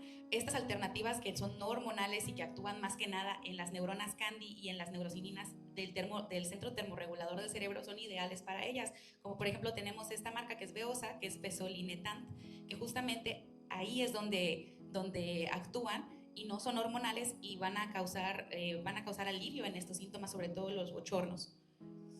De igual forma, tenemos otros medicamentos que son antidepresivos, como inhibidores de la recaptura de serotonina y de norepinefrina, que van a ayudar, de igual forma inciden en el centro termorregulador, pero igual van a ayudar al estado de ánimo. Entonces, realmente, como les digo, al aplicar este test, que es el MRS, nosotros podemos darnos cuenta de qué síntoma le está pegando más duro en la calidad de vida a la paciente, y poder, dentro de todo nuestro arsenal, saber qué medicamento es el que más le va a ayudar. Tal vez yo no tengo disfunción sexual y no tengo atrofia vaginal, pero me deprimo y me siento muy ansiosa y tengo bochornos, pues entonces vámonos con este. O sea, siempre es una ciencia-arte, realmente. Tratar de dar el medicamento exacto, la combinación exacta y la dosis precisa para la paciente indicada. También tenemos otros fitoestrógenos, que estos son estrógenos que salen de las plantas, como por ejemplo de la soya. Ahí vienen las isoflavonas, y que son plantas, que es natural, pero sí tienen acción estrogénica, pero más leve que las hormonas bioidénticas. Estas igual pueden ser una alternativa para las pacientes. Hablando rápidamente del síndrome genitourinario de la menopausia, porque lo que más los va a dar a las pacientes en general, en todos los estudios se ha visto los bochornos en un 80%, pero en un 70% o en la práctica, la verdad que casi todas, síndrome genitourinario de la menopausia, que está aplicado en estos 3 ejes: la parte genital, que es toda la resequedad, la falta de humectación, la lubricación, el dolor, el ardor, las infecciones; urinario, ardor al orinar, infecciones de repetición; y toda la parte sexual, el líbido, el dolor a la hora de tener relaciones o la falta de apetito. Pues todo esto es un síndrome, por eso está compuesto de estas 3, y a diferencia de los bochornos, se ha visto que los bochornos con el paso del tiempo pueden ir mejorando, pero el síndrome genitourinario de la menopausia, si no se trata, solo empeora. Entonces por eso es muy importante identificarlo y tratarlo para mantenerlo a raya, frenarlo y mejorar estos síntomas. Y todo esto tiene relación, como ya hablamos, por los receptores. Tenemos receptores para los estrógenos alfa y beta que están justamente en todo el epitelio de la vejiga, la uretra, la vagina, la mucosa. O sea, todo el área genital tiene los receptores de estrógenos. Cuando no están siendo estimulados con los estrógenos que tu ovario produce, que ya llegaste, estás en la transición y entonces tus naranjas empiezan a disminuir, o ya de plano estás en la menopausia y ya no te quedan naranjas, entonces los ovarios ya no producen estrógenos y los receptores pues no tienen con quién interactuar, entonces se apagan, por así decirlo. Y lo que nosotros queremos con estos tratamientos es volverlos a despertar, decirle a las células: oigan, produzcan colágeno, elastina, que es todo lo que le da la salud a la zona vaginal y a la vulva también. Entonces, como ya habíamos dicho, se considera ya de hecho una iatrogenia médica el no haber incidido en este síndrome genitourinario de la menopausia, porque lo conocemos y sabemos cómo tratarlo. Entonces, estas son imágenes reales de nuestro consultorio a la hora de hacer la exploración de esta zona vaginal. Podemos ver la uretra, podemos ver toda la piel, cómo se hace más delgada, más friable, se pierde inclusive la anatomía, se hace una fusión de los labios mayores con los menores, se ve más irritada, es más fácil el sangrado, inclusive se puede hasta estenosar, o sea, se puede hacer hasta pequeño el introito vaginal y por eso puede haber dolor con la penetración. O sea, realmente es una serie de cambios físicos en donde podemos incidir con nuestros tratamientos. Y para ello, el estándar de oro son los estrógenos vaginales, que a diferencia de la terapia sistémica, esto es de igual forma estrógenos, que son hormonas, pero que son aplicadas directamente en donde está el problema, que es la vagina. Entonces, igual hay muchas pacientitas que no quieren usar terapia sistémica, o sea, estrógenos o progesterona tomada o transdérmica en los antebrazos, pero que tienen muchas molestias vaginales. Los estrógenos locales son locales porque actúan en la vagina y tienen poca absorción en el resto del cuerpo. ¿Se pueden dar los dos al mismo tiempo? Sí. O sea, tú puedes tener, por ejemplo, tengo bochornos, insomnio, fatiga, o sea, todo lo sistémico, pero también tengo mucha molestia vaginal. Te podemos dar terapia sistémica y también terapia local en vagina con los estrógenos vaginales. Y este va a aliviar todos los síntomas de atrofia, mejorando globalmente la salud vulvar y vaginal, y va a mejorar tu calidad de vida porque pues todos estos síntomas genitales son muy incómodos. Tenemos otros tratamientos rápidamente hablando. Tenemos la prasterona, que es básicamente DHA. Igual es hormonal y va a ayudar a mejorar la resequedad, disminuye, o sea, mejora el pH vaginal, todo el ambiente con los lactobacilos, ayuda mucho para la atrofia y también grados leves de incontinencia.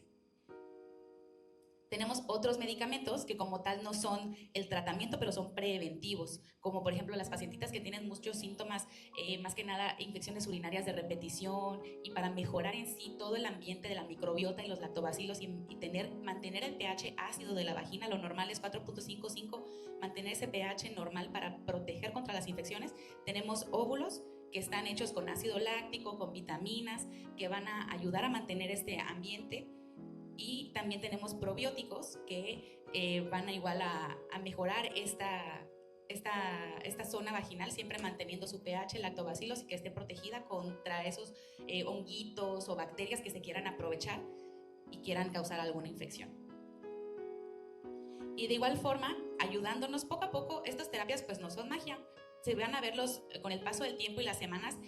Lo que queremos es despertar a los receptores que están en la zona vaginal y vulvar para que ellos otra vez arranquen y vuelvan a producir su colágeno, su elastina. Y ayudado de los estrógenos conjugados, nos vamos a ayudar de los hidratantes. No es lo mismo un lubricante que un hidratante. El lubricante es base a agua y en ese momento se puede usar, por ejemplo, en ese momento que tienes la molestia o cuando quieres tener relaciones sexuales, pero el hidratante es como las cremas de la cara. El doctor siempre dice, las cremas, así como nos cuidamos la cara y nos ponemos todas las cremas carísimas de París, pues igual hay que ponernos cremas en nuestra zona íntima, hay que cuidarla, y todo esto debe de ser productos que estén dermatológicamente y ginecológicamente probados. No es lo mismo la crema que te pones pones en la cara, no te la vas a poner abajo, porque esas cremas, como por ejemplo con nuestro laboratorio, que la verdad nos ha ido muy bien con ellos, que es Cum Laude, sus productos están hechos justamente, son dermatológicos, pero ginecológicamente probados porque son justo para el área íntima y tienen jabones, y uno de los productos que nos gusta bastante es el hidratante interno porque hidrata realmente desde dentro y ayuda mucho como complemento a los tratamientos que realizamos.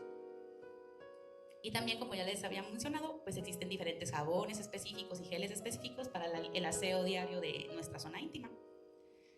Ya como para casi finalizar, los tratamientos que nosotros contamos pues en ginecología de vanguardia en nuestra clínica de menopausia, hay otras alternativas que contamos con 3 de las mejores energías que pueden complementar tu tratamiento o puede ser la opción de tratamiento para ti. Nosotros lo denominamos armonía íntima y esto está compuesto, pues esta es la parte pues no hormonal, ¿no? O sea, hay láseres, está el HIFU, que es la energía electromagnética focalizada de alta intensidad, y la silla electromagnética. Les voy a comentar rápidamente en qué consiste cada uno. Veo muchas caras conocidas, me da mucho gusto, y también a muchas nuevas por conocer, y les vamos a comentar rápidamente de nuestros tratamientos que hacemos en el consultorio. Este es el láser de CO2 fraccionado, y cuando escuchamos láser pensamos, va a cortar, pero no, el láser lo que hace es energía calórica. Como pueden ver, tiene un tubito, es un aplicador, ese se introduce en la vagina. Realmente estos tratamientos son cómodos y son seguros en manos expertas que tengan conocimientos y diplomados y estén capacitados para estos procedimientos. Los procedimientos son indoloros, solamente puedes sentir calor, pero nosotros en el consultorio igual aplicamos cremita anestésica antes de los procedimientos para que no tengas menos molestias posibles. Entonces nosotros ponemos pues el láser básicamente se introduce en la vagina con mucho cuidado, y el láser de CO2 fraccionado tiene 2 lentes, uno que es circular, que dispara el calor 360 grados, entonces eso va a ayudar a toda la periferia, toda la redonda de la vagina, todas las paredes. Y también tiene un lente que está biselado, que va a ayudar más que nada al músculo que carga y que mantiene el ángulo normal de la uretra para disminuir grados leves a inclusive moderados de incontinencia. Es un gran complemento. Entonces, lo que hace el láser es básicamente despertar otra vez con la energía calórica, así como funcionan los láseres en la cara, que son como, trabajan de adentro para afuera, igual los láseres vaginales. Lo que nosotros queremos es estimular la base de la vagina, de la mucosa, la parte más interna, despertar a esas células para que vuelvan a producir nueva colágena y elastina, que ayuda a la humectación y a la salud global de toda la zona íntima. Y esto también nos ayudamos con el HIFU, que es ultrasonido focalizado de alta intensidad. Más que nada es el famoso el rejuvenecimiento vaginal. Entonces este mismo es un aplicador que de igual forma se introduce en vagina, y la cabecita del aplicador hace un giro de 360 grados disparando la energía ultrasónica para volver a tener el tensado, la fuerza, la resistencia de todos los músculos pélvicos. Esto no solamente ayuda en la edad de la menopausia, igual en muchas pacientitas que tienen tratamientos por cáncer de mama, que les dan quimioterapia, braquiterapia y quedan los tejidos muy acartonados, les ayuda bastante. Y las pacientes igual posparto, pues porque imagínense, pues las que tuvieron y las que no han tenido partos, sale la cabecita del bebé, pues realmente daña toda la inserción y la fuerza de los músculos de piso pélvico, y una manera de regresarle su fuerza y su tensor es con estos tratamientos. Y de igual manera está acompañado de la silla electromagnética. No sé cuántas han escuchado de los ejercicios de Kegel, que son de cuando está haciendo pipí, agarra 15 repeticiones y corta el chorro y suéltelo y corte, pero uno dice, ¿lo estoy haciendo bien? ¿Estoy apretando adelante o estoy apretando atrás? Entonces realmente hay que aprender a hacer los ejercicios, y un complemento de esto es la silla electromagnética, porque la paciente se sienta en la silla y son 30 minutitos donde el asiento de la silla vibra. Entonces esa energía lo que hace es contraer, es como el gimnasio del piso pélvico, lo que hace es contraer los músculos del piso pélvico para que vuelva a cargar y a tener su fuerza, y esto es un gran complemento a los tratamientos previamente mencionados, y todos estos tratamientos los tenemos en nuestra clínica de menopausia. Entonces, para finalizar, nuestra ventana de preparación, que es justamente lo que estamos creando, o sea, no esperar a que empieces a tener síntomas, no esperar a que ya se hayan cumplido religiosamente el año sin menstruar, o sea, ¿cómo me preparo para que cuando llegue el momento, llegue en las mejores condiciones posibles? Entonces, número 1, mi cuerpo tiene que estar lo más sano posible. Tenemos que tratar todas las enfermedades. Si tú tienes diabetes, hipertensión, ovario poliquístico, tiroides, o sea, tienes que estar con así, pura estrellita, puro 10 en todas las enfermedades crónico-degenerativas que tú tengas ya por el paso del tiempo, ¿no? Y para eso igual nos hacemos mucho uso del diámetro de cintura-cadera, porque es un predictor que tú puedes tener. Tal vez no tienes enfermedades, pero nosotros sacamos ese índice que es la medida de la cintura y la cadera. Hacemos un cálculo y ahí podemos tener el riesgo de que tú presentes diabetes o puedas presentar hipertensión. Entonces es un foco rojo de tratar de mantener el diámetro de la cintura menos de 88 centímetros. De igual forma, pues hay que estar pendiente de todos los marcadores que podrían haber en cuanto a cáncer de mama, cáncer de ovario. Tenemos que hacer, como ya dijimos, las densitometrías, las mastografías, la colposcopia y el Papá Nicolau anual. O sea, tenemos que tener nuestro checklist, nuestro check-up ginecológico al día y que todos los riesgos, para mantener todos los riesgos mínimos y poder hacer el seguimiento, y si en algún momento hay algún cambio, en ese momento tratarlo. La mente sana, no todo es el cuerpo, el ejercicio, la dieta, también la mente es muy importante. Uno tiene que saber que uno tiene que ser amable consigo misma, o sea, uno tiene que decir, o sea, realmente esto es normal, no es una enfermedad, o sea, no debemos decir menopausia como un término peyorativo, o sea, realmente debemos empoderarnos. Esta es una etapa solamente de la vida, así como empezaste siendo en la pubertad y empezaron las hormonas y pasó la vida fértil, te embarazaste, etcétera, menstruabas, ahora pues solamente es un momento más de tu vida y pues realmente nosotros, como ya vimos, la menopausia aproximadamente entra entre los 47 y 50 años y la esperanza de vida es 85 años. Eso quiere decir que 30 años de la vida como mujeres vamos a vivir en esta etapa que es menopausia. ¿Realmente 30 años de la vida vamos a sufrir? No, realmente la mujer a lo largo de la historia ha cambiado tanto sus roles, sus prioridades, y nosotros igual este momento de la vida es un momento en el que tal vez tus hijos, si tuviste hijos, ya se graduaron, hicieron sus vidas, tú vuelves a ser novio de tu pareja o tienes otra pareja, quieres viajar, quieres disfrutar y tienes que vivir tu vida al máximo con la mejor calidad de vida y siempre segura y con tu checklist al 100%, y por eso es muy importante que cambies tus hábitos alimenticios, no más que nada para verte guapa y delgada y la revista, o sea, realmente por salud, o sea, por tener un mejor cuerpo, una mejor masa muscular, ejercicio, ser autosuficiente. Y también es muy importante la terapia cognitivo-conductual, que vayas, que platiques y que tu mente igual esté fuerte como tu cuerpo. Entonces, si tengo síntomas, tienes que acudir con el experto, informarte sobre la terapia hormonal de la menopausia. Muchas felicidades a todas por venir el día de hoy. Este punto ya lo tienen palomeado. Prepararse para recibir los tratamientos, buscar información en fuentes confiables, conocer las opciones tanto hormonales, no hormonales, naturales, complementos como los láseres. O sea, realmente hay una gama. Ya les presentamos todo lo que está a su disposición para que ustedes tengan una mejor calidad de vida. Cambiar los estilos de vida y elegir entonces de la mano nosotros contigo el mejor tratamiento para ti.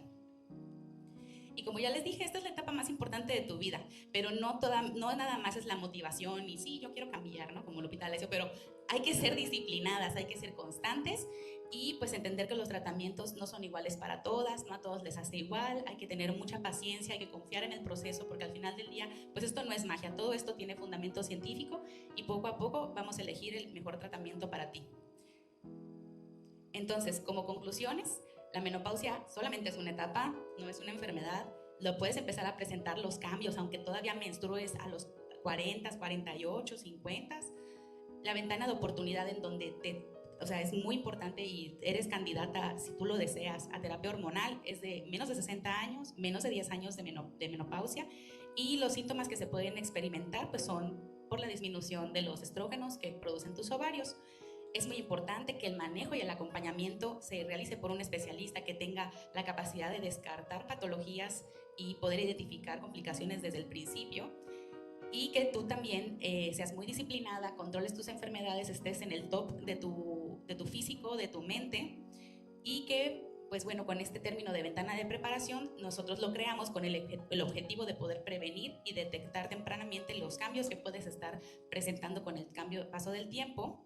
Y pues bueno, en nuestro centro, en el Hospital Faro, pues nosotros tenemos las mejores energías, los mejores tratamientos, todo lo que ya te compartimos al servicio de tus necesidades. Y que pues bueno, nosotros estamos afiliados a asociaciones mundiales de menopausia que nos han brindado toda esta educación continua. Realmente, como ya platicamos en el principio, la menopausia es nuestra pasión. Nosotros estamos dedicados a que ustedes se sientan mejor y pues día a día nosotros nos actualizamos para tener lo mejor, lo más actualizado y lo más a la vanguardia a su servicio. Por eso, como clínica de menopausia, nuestros objetivos son promover el bienestar íntimo femenino y fortalecer la salud ginecológica. Promover estos espacios de mujeres que tienen las mismas experiencias, promover la educación y la prevención con técnicas de vanguardia especializadas, fomentar hábitos que se repliquen y que favorezcan al equilibrio del ecosistema vaginal y de todo tu cuerpo. Y de todo esto, lo más importante es empoderamiento, o sea, realmente que ustedes digan, ok, estoy en la transición de la menopausia, ok, soy menopáusica, pero me hago cargo de mi cuerpo, de mi mente y vamos a salir todas juntas y vamos a disfrutar de esta etapa de la vida. No me queda más que dejarles con una frase, que es: la menopausia no es una enfermedad, solamente es una etapa más en el camino de nuestra vida. Pues bueno, les agradecemos en nombre del doctor Marcelo, todo el equipo de Ginecología de Vanguardia y su servidora, ese trabajo que hicimos con mucho cariño para brindarles esta información. Y pues bueno, aquí está, nosotros estamos en el Hospital Faro del Mayab, en el 914, este es nuestro número en donde pueden agendar citas si quieren de forma más detallada platicar algunas cuestiones, y les dejamos nuestras redes sociales donde estamos compartiendo información para ustedes y pues invitarlas a las siguientes pláticas. Muchas gracias. Muchas gracias por acompañarnos. Esperamos que toda esta información sea muy valiosa para ti. Gracias a todos los que nos acompañaron en esta reunión, que fue el laboratorio de Cum Laude con todos los productos de salud femenina y la teoría hormonal y los compañeros del ENCETO. Gracias a todos y a todas las pacientes por haber venido. Un gran honor verlos por aquí. Nos vemos en la próxima. Nos vemos en la próxima.